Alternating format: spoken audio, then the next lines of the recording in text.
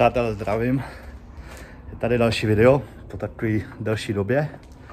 A chtěl bych vám říct, aby se tenhle kanál rozvíjel trošku jinak, jo, protože na rovinu, jo, to furt baví, aby člověk koukal na někoho, kdo jezdí furt na čtyřkolkách, jo.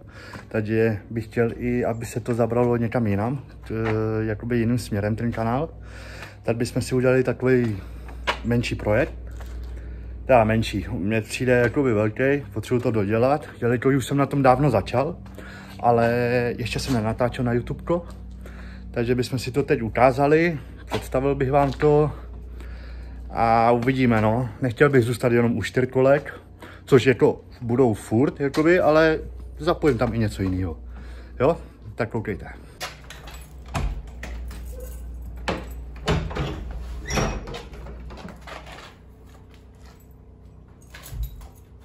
Začali bychom s tímhle. Ať už to konečně dodělám, protože to tady je ještě dlouho, ahoj, ahoj, že to tady strašně dlouho, tak bychom já začali.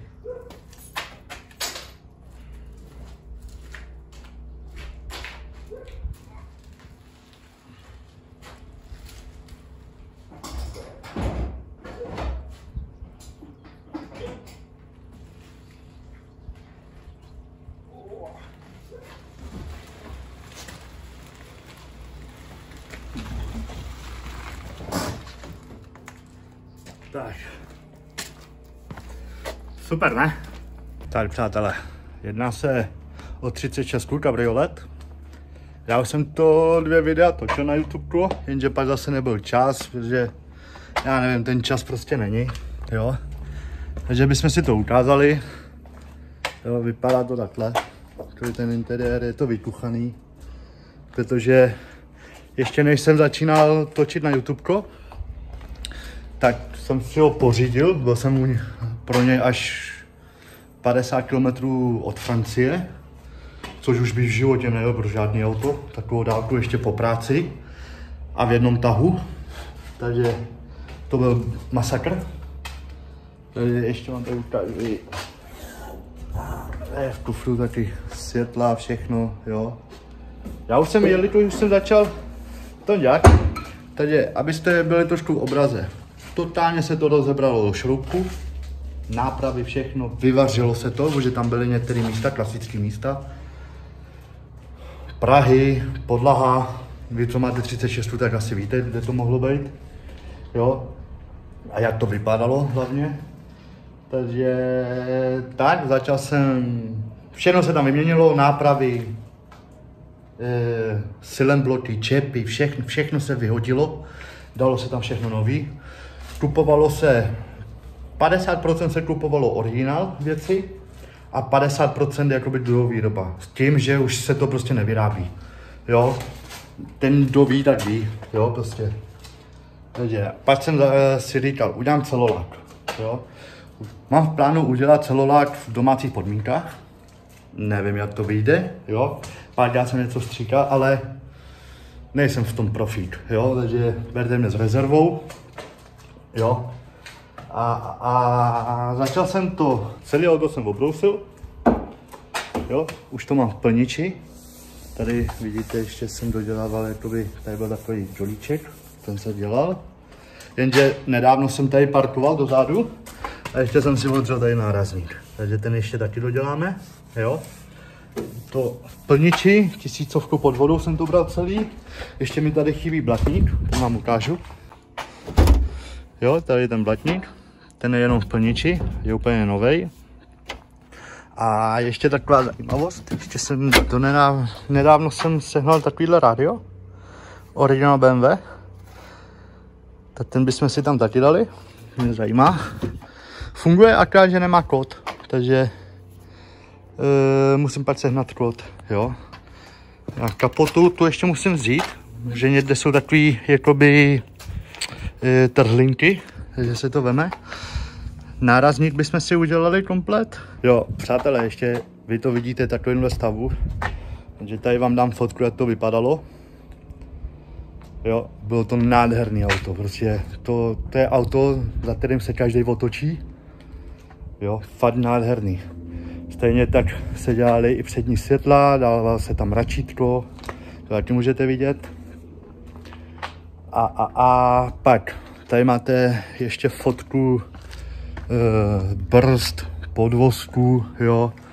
Diferák se tam dělal, řízení se dělalo, prostě komplet, bylo to rozebrané do šroubku a dělalo se plno věcí. Motor tam byl původně, tam byl 2 litr, jo, ten se taky rozebral do šroubku, ale sehnal jsem jiný. Teď nechci říkat jaký, to s časem se dozvíte. Je silnější, ale uvidíte časem, proč to neříkám, jaký je tam motor.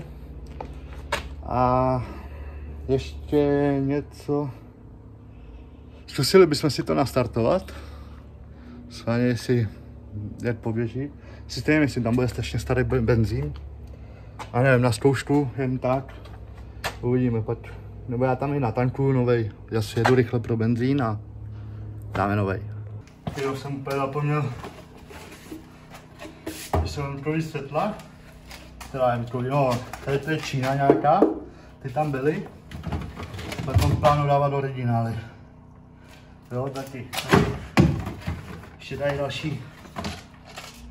další světla. Já mám asi 6 párů světel, jo, na tohle.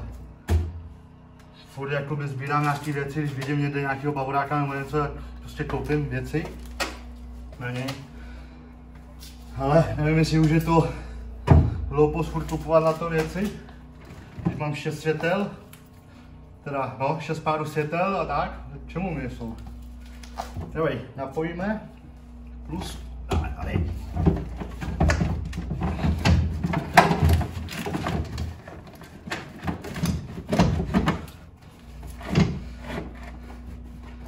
Uvidíme, jestli to má život.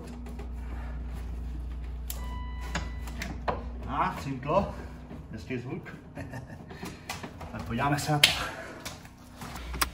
A nic, jo. Se podívám ještě na baterku. Teď se pláne to, protože tam nemám šrouby.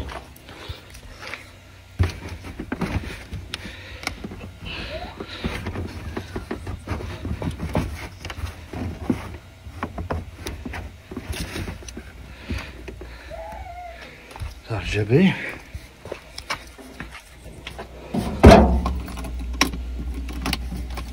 A už, počkejte. Děláme ještě jednu.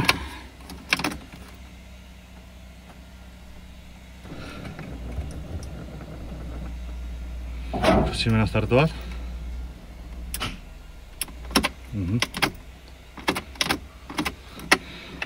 Já se podívám ještě pořádně na baterku, já ji dotáhnu.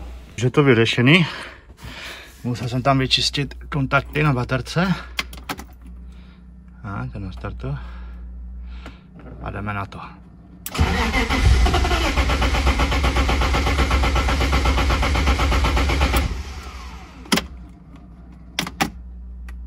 Já vůbec neslyším čerpadlo.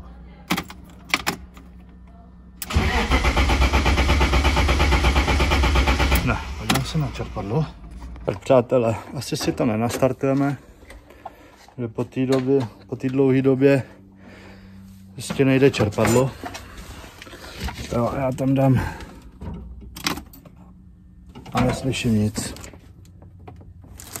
Jo, takže bohužel nenastartujeme, což je škoda, protože jsem se těšil, ale nevadí.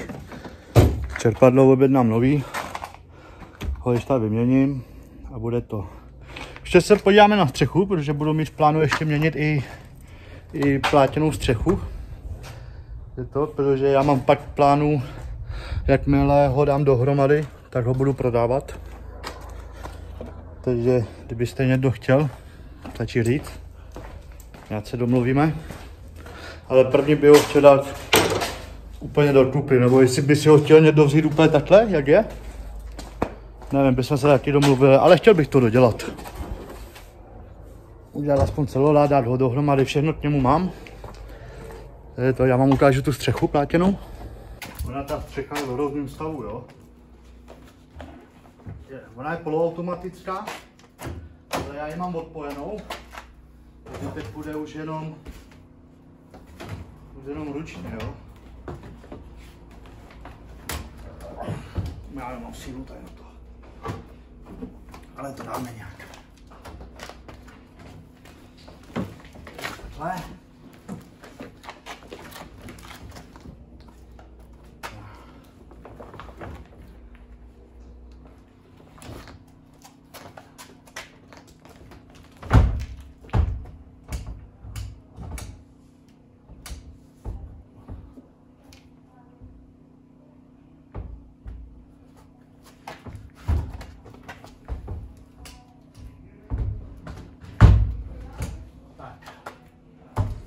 Se zachytla. Tady toto je, ona už je stará ta slída, no. A tak to vypadá ze střechy.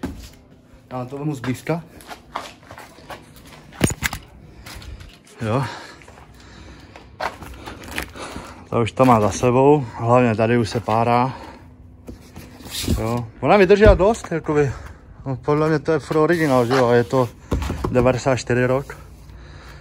Takže vydržela svoje, no. Takhle to vypadá dobře, jako. Když je to takhle tou střechou. To já už si přeju, aby to jezdilo zase. Takže to. No a tu si budeme dávat novou. Já vám ukážu ještě zevnitř. Vypadá takhle. Jo, buďte tyjo, jako jo, potřebuje to vyčistit všechno, což by se udělalo. Jo, tady ještě vevnitř jsou takové pružiny, ne pružiny, ale jakoby takový gumicuky na způsob, tak ty by se měnily taky. Jo, kdybychom si to udělali. Takhle, no. Hrozně to vypadá teď.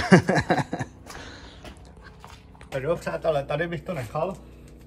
V příštím videu bychom si ukázali, nebo ne ukázali, ale začali bychom dělat nárazníky. Ty chci obrousit ještě, dát tam základovku na plasty, plnič, obrousit, nechat to připravený. Když tam bychom si ještě připravili garáž, celou bychom si zaigelitovali, aby tam nefoukal prach a takový blbosti. Tak jo, já chci, abyste to jenom viděli, že bychom začali takovýhle směrem, protože mám plánu jakoby dodělat tohle auto a pak jakoby udělat když tak toho Raptora, jak jsem sliboval. To bychom udělali a pak mám ještě v plánu udělat něco, ale to zatím nebudu říkat, aby to vyšlo, jo. Ale chtěl bych, aby to šlo tady tím stylem, jo, tady tím směrem.